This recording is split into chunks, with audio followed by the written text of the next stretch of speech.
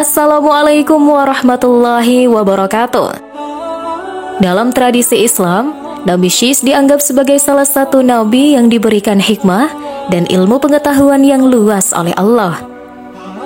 Meskipun dalam Al-Quran tidak banyak disebutkan tentang kehidupan Nabi Syis, hadis dan literatur Islam lainnya menggambarkan ia sebagai sosok yang sangat bijaksana dan dihormati. Dikatakan bahwa Nabi Syis mewarisi kebijaksanaan dari Nabi Adam dan diangkat sebagai penggantinya untuk menyebarkan ajaran tauhid kepada umat manusia. Dalam menyampaikan ajaran-ajaran agama, Nabi Syis tidak pernah menggunakan cara paksaan atau kekerasan, melainkan menggunakan pendekatan yang penuh dengan kearifan dan kebijaksanaan. Kisah awal kelahiran Nabi Syis berawal dari peristiwa pembunuhan Qabil terhadap Habil. Qabil bisa dikatakan sebagai awal mula angkara murka di muka bumi setelah Nabi Adam diturunkan ke dunia. Setelah Adam mengetahui Habil terbunuh, selama setahun ia tidak tertawa dan tidak bergaul dengan Hawa. Maka Allah berfirman kepadanya, "Hai Adam, sampai kapan tangisan dan kesedihanmu ini? Sesungguhnya aku akan memberikan pengganti dari anak itu untukmu, dengan anak yang terpercaya dan akan menjadi nabi. Dan dari keturunannya akan kujadikan para nabi hingga hari kiamat. Tandanya adalah ia akan dilahirkan sendirian, tidak mempunyai saudara sekandung. Apabila lahir anak itu, namailah dia Syis." Ia lahir 5 tahun setelah Qabil membunuh Habil. Tepatnya 235 tahun setelah Nabi Adam diturunkan dari langit ke bumi. Saat itu usia Nabi Adam 930 tahun. Ketika Hawa mengandung Nabi Syis, kandungannya tidak terasa berat dan ia melahirkannya tanpa dengan susah payah. Ia diberi nama Syis atau Syed yang berarti hadiah yang telah diberikan Allah kepada Nabi Adam setelah kematian putranya Habil. Nabi Adam alaihi salam sengaja memilih Nabi Syis untuk melanjutkan perjuangannya, sebab anak Nabi Adam yang satu ini memiliki kelebihan dari segi keilmuan, kecerdasan, ketakwaan, dan kepatuhan dibandingkan anak lainnya. Nabi Syis dikenal sebagai orang pertama setelah Nabi Adam dan Hawa yang dipercaya untuk menjaga nur Rasulullah. Dalam salah satu riwayat disebutkan bahwa Allah menciptakan nur Nabi Muhammad sebelum menciptakan Adam, Hawa, serta alam semesta dan isinya. Sebelumnya, nur Nabi Muhammad SAW selalu terlihat bersinar di wajah Nabi Adam, mirip dengan cahaya matahari yang terang benderang. Kemudian Allah memberikan sumpah kepada Nabi Adam untuk menjaga nur tersebut, meminta agar nur tersebut tidak ditempatkan kecuali kepada orang-orang yang suci. Nabi Adam menerima perjanjian tersebut dengan tulus. Lalu nur tersebut dipindahkan ke dalam diri Siti Hawa. Setelah Nabi Syis dilahirkan, nur yang semula ada di Hawa dipindahkan ke dirinya. Nabi Adam selalu memperhatikan dan menjaga Syis karena cahaya itu terlihat pada wajahnya. Nabi Syis alaihi salam memilih bertempat tinggal di Makkah, tempat ia yang bisa secara terus-menerus melaksanakan haji kecil atau umrah dan haji besar di sana. Ia membangun kembali Ka'bah menggunakan lumpur kental dan tumpukan batu. Nabi Syis alaihi salam tumbuh menjadi pribadi dengan akhlak yang mulia. Bahkan Allah Subhanahu wa Ta'ala mengirimkan seorang bidadari yang cantik dan rupawan untuknya. Sewaktu Nabi Adam alaihi salam hidup, ia terus mengingatkan orang-orang dari awal zaman untuk menyembah Allah Subhanahu wa Ta'ala saja, serta mentaati perintahnya. Setelah kematian ayahnya, Nabi Syis memimpin anak-anak Nabi Adam dengan penuh keadilan. Ia memimpin dengan hukum Allah dan juga membawa persatuan di antara orang-orang yang bersamanya. Namun ternyata setan tidak tinggal diam untuk menyesatkan anak keturunan Adam. Di pihak lain, Qabil dan keturunannya berkembang dan terus berkembang melebihi orang-orang yang bersama Nabi Syis. Satu dari mereka yaitu Qabil, ia memiliki keagresifan dalam bentuk perilakunya. Ia serakah, sombong, dan memiliki karakter yang keras sehingga sulit untuk bergaul dengan Nabi Syis. Ia memutuskan untuk pergi meninggalkan golongan Nabi Syis dan berpisah dengannya menuju tempat yang sangat jauh. Sementara Nabi Syis alaihissalam telah menerima perintah dari Allah di dalam syariatnya bahwa ia dilarang untuk bercampur, berbaur dengan orang-orang yang telah pergi ke pihak lain tersebut, termasuk juga golongan Qabil. Nabi Syis berusaha dengan sekuat tenaga untuk memimpin kaumnya dan membimbing ke jalan yang benar. Selama dipimpin oleh Nabi Syis alaihissalam, kota yang ditinggali kabilah ini menjadi tenang dan tentram. Tidak ada kejahatan yang terjadi. Hal ini berbanding terbalik dengan kabilah Qabil, yang di dalamnya terjadi kerusakan moral yang luar biasa dan tindak kejahatan di mana-mana. Karena untuk pertama kalinya sepanjang sejarah manusia, di kabilah Qabil inilah terjadi yang namanya tabarruj, yaitu para wanita yang bersolek dan menampilkan kecantikannya secara berlebihan dengan cara yang tidak pantas. Melihat peluang itu, iblis pun datang kepada kabilah Qabil dengan menyerupai bentuk manusia dan bekerja di tukang pandai besi.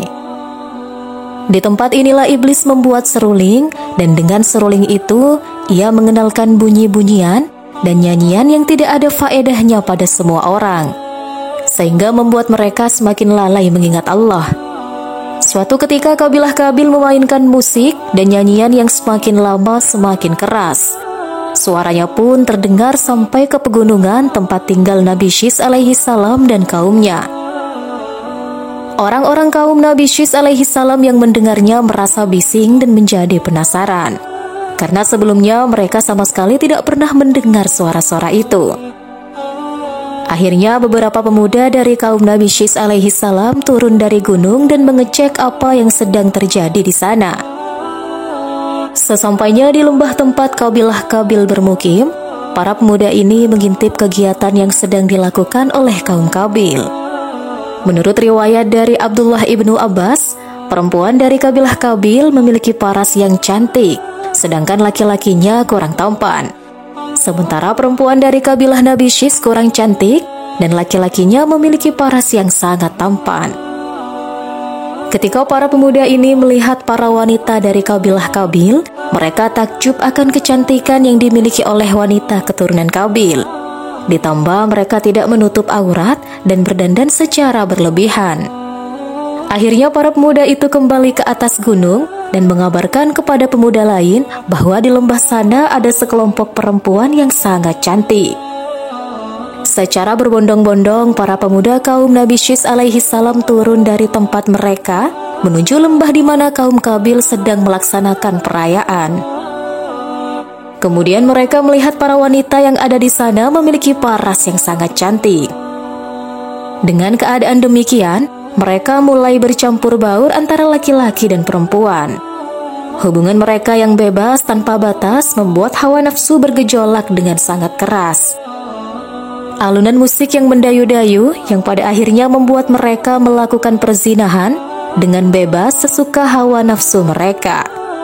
Para ulama mengatakan bahwa ini adalah awal mula terjadinya perzinahan di alam semesta. Beberapa riwayat menyebutkan bahwa keturunan Qabil mulai menggunakan pengaruh jin untuk tujuan-tujuan tertentu. Jin-jin yang jahat membisikkan keinginan buruk, nafsu, dan kesenangan duniawi yang berlebihan kepada manusia. Akibatnya, keturunan Qabil semakin jauh dari ajaran tauhid dan hidup dalam kemunduran spiritual dan moral. Jin kafir yang memiliki kemampuan untuk memanipulasi pikiran dan perasaan manusia mengambil keuntungan dari kelemahan spiritual manusia yang mulai terbuai oleh gemerlapnya dunia. Melihat kerusakan yang terjadi akibat pengaruh jin terhadap umat manusia, Nabi Syis alaihissalam sebagai seorang nabi yang diberi amanah untuk menjaga keturunan Adam di jalan kebenaran, merasa perlu untuk mengambil tindakan. Ia menyadari bahwa interaksi yang terlalu dekat antara jin dan manusia membawa lebih banyak keburukan daripada kebaikan. Oleh karena itu, Nabi Syis alaihissalam memohon kepada Allah untuk memisahkan dunia jin dan manusia agar umat manusia bisa terhindar dari godaan jin yang jahat. Alasan utama di balik permintaan ini adalah untuk menjaga keturunan manusia dari pengaruh destruktif jin. Syis alaihi salam ingin memastikan bahwa umat manusia memiliki kesempatan yang lebih baik untuk menjalani kehidupan yang sesuai dengan ajaran Allah, tanpa terganggu oleh bisikan dan pengaruh buruk dari jin. Permohonan ini juga mencerminkan kepedulian Syis alaihi salam terhadap umatnya. Karena sebagai nabi, tanggung jawab utama Syis adalah memimpin umatnya menuju keselamatan spiritual dan moral. Allah Subhanahu wa Ta'ala mengabulkan permintaan Nabi Syis dan memisahkan dunia jin dan manusia. Setelah pemisahan ini, interaksi antara jin dan manusia menjadi terbatas. Manusia tidak lagi dapat melihat jin secara langsung, kecuali dalam kasus-kasus tertentu. Jin tidak lagi bisa dengan mudah masuk ke dalam kehidupan manusia dan mempengaruhi mereka secara langsung. Meskipun jin masih memiliki kemampuan untuk mempengaruhi manusia melalui bisikan, seperti yang dilakukan oleh setan, tetapi pengaruh langsung mereka terhadap kehidupan fisik manusia berkurang secara drastis. Pemisahan ini juga menandai awal dari pembatasan wilayah hidup antara manusia dengan jin. Manusia diberi dunia fisik yang mereka tinggali, sementara jin memiliki dimensi atau alam mereka sendiri yang berbeda dari manusia. Pemisahan ini memungkinkan umat manusia untuk lebih fokus pada ibadah kepada Allah dan menghindari pengaruh buruk jin dalam kehidupan sehari-hari. Nabi Syis wafat saat beliau jatuh sakit. Sebagai gantinya, ia menunjuk putranya yang bernama Anush untuk melakukan wasiatnya. Nabi Syis alaihi salam meninggal pada usia 912 tahun dan dimakamkan di samping makam kedua orang tuanya, yaitu di Gua Gunung Abu Kubais. Kisah Nabi Syis alaihi salam dan permintaan pemisahan dunia jin dan manusia membawa banyak pelajaran penting. Syis alaihi salam menyadari bahaya besar yang ditimbulkan oleh interaksi terlalu dekat antara jin dan manusia, terutama dalam hal godaan spiritual dan moral.